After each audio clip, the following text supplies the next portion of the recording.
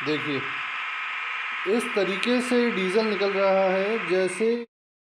Hello everyone and welcome आज के हमारे इस वीडियो में। तो आज इस वीडियो में हम देखेंगे कि किस रीज़न से साइलेंसर में से डीजल इस तरीके से निकल रहा है जैसे किसी ने टैप या नल का जो है खोल दिया है और साइलेंसर में से डायरेक्ट जो है डीजल निकल रहा है। एक बार स्क्रीन पे हम देखेंगे दोबारा से इस वीडियो को।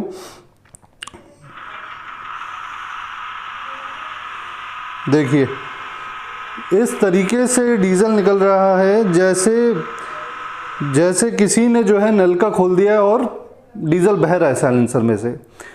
अलवर में हिमेश जी का वर्कशॉप है, बहुत ही बढ़िया वर्कशॉप है। ये प्रॉब्लम उनके पास आई थी, रिजॉल्व भी हुई बाद में, और किस कारण से ऐसा हो रहा है ये हम देखेंगे कि इससे हम सभी को जो है काफ़ी कुछ सीखने को मिलेगा।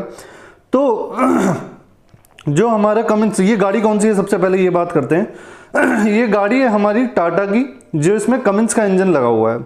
अब ये जो दिक्कत है ज़रूरी नहीं है कि कमिंस के इंजन में ही आए, ये किसी और इंजन में भी आ सकती है, पर किस तरीके के इंजन में आएगी ये हमें मेनली देखना है और क्यों आएगी। ठीक, अगर ये आपके सामने दिक्कत आ रही है इस तरीके की तो उसे हम कैसे रिजॉल्व करेंगे, ये जानने के लिए सबसे पहले हम देखेंगे इसमें कौन से इंजेक्टर्स लगे हुए हैं, किस तरीके से उसकी फिटिंग होती है। यहाँ पे देखिए ये आपको इंजेक्टर्स ये लगे हुए दिख रहे हैं, 6 इंजेक्टर हैं टोटल, और ये कमिंस का ही इंजन है। यहाँ पे इंजन के यहाँ पे जो रिटर्न लाइन है वो इंजन के हेड में है, तो इंजेक्टर की जो रिटर्न लाइन है वो इंजन के हेड में। ये यहाँ पे नोट करने वाली बात है, क्योंकि ये उसी गाड़ी में ऐसा होगा जिसकी रिटर्न लाइन जो है इंजन के हेड में से होकर के गुजरती है। अभी यहाँ पे आप देखिए बड़े ध्यान से, ये जो डायग्राम है यहाँ पे आपको दिख रहा है बहुत ही प्रॉपर्ली, ये सारे इंजेक्टर्स इस तरीके से लगे हुए हैं, 6 के 6 इंजेक्टर्स। और जो इन इंजेक्टरों में मेन पाइप जाता है, जैसे ये यहाँ पे हमारा हाई प्रेशर पंप है, और यहाँ पे हमारी ये रेल लगी हुई है, और रेल से एक एक पाइप निकल करके जो है कनेक्टर पे आ रहा है। ये जो लंबा सा कनेक्टर है इसकी बात कर रहा हूँ, ये कनेक्टर पे आ रहा है। ये इंजेक्टर की बॉडी में इतनी टाइटली अंदर जाकर के बैठता है, उसको कसा जाता है, ऊपर से टाइट किया जाता है कनेक्टर को, कि लीकेज नहीं होती इस एरिया पे। यहाँ पे इंजेक्टर बॉडी में और कनेक्टर पे लीकेज नहीं होती।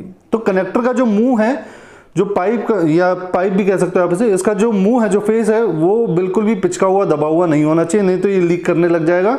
लीक होगा तो प्रॉब्लम आपको चलते में दिखेगी कि पिकअप नहीं है ये, और धुआं, इस तरीके से कोई दिक्कत आएगी, क्योंकि वो एक पर्टिकुलर इंजेक्टर जो है काम नहीं कर रहा है। इंजेक्टर काम नहीं कर रहा है यानी सिलेंडर काम नहीं कर रहा।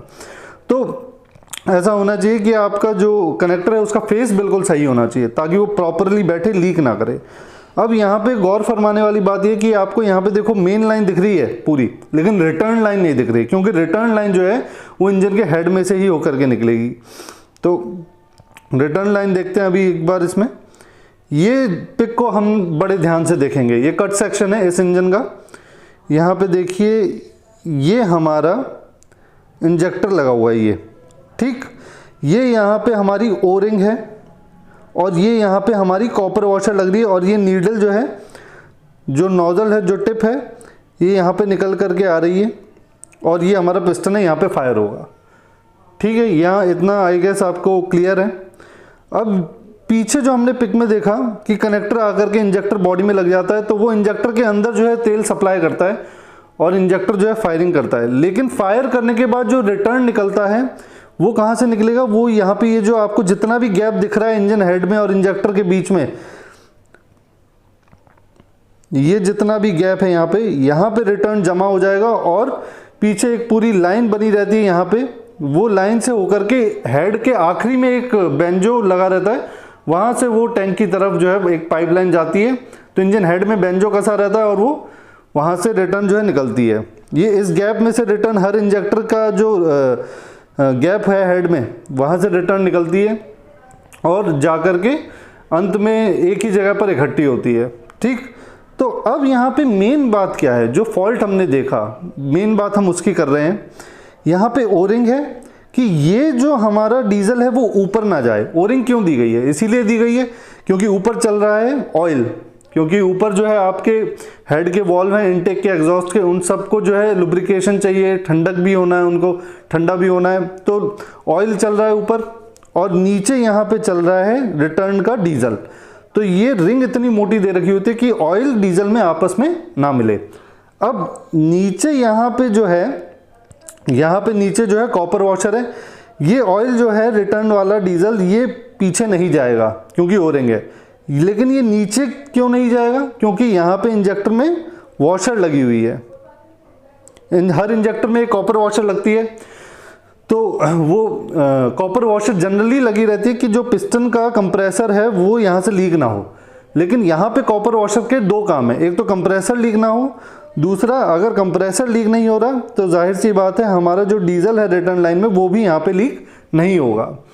तो वो डीजल को भी रोक रही है और कंप्रेसर को भी रोक रही है। अब क्या हुआ, यहाँ पे यदि कोई क्रैक आ जाता है कि कॉपर वॉशर क्रैक हो गई या हमारा इंजन का हेड क्रैक हो गया, तो इस तरह की यदि कोई दुर्घटना हो जाती है चलते चलते ओवर द टाइम, तो यहाँ से जो सारा डीजल है वो बह बह करके पिस्टन के ऊपर आने लगेगा। पिस्टन के ऊपर आएगा, अच्छा बहुत ज़्यादा तेज़ी से नहीं आएगा, क्योंकि अब ऐसा तो है नहीं कि वो बिल्कुल ही इस तरीके से क्रैक हुआ है, गायब नहीं हुआ है, वहाँ से कॉपर वॉशर क्रैक हुआ है, गायब नहीं हुआ है, या आप कह सकते हो हेड में भी क्रैक आया है, पूरा का पूरा नहीं फटा है।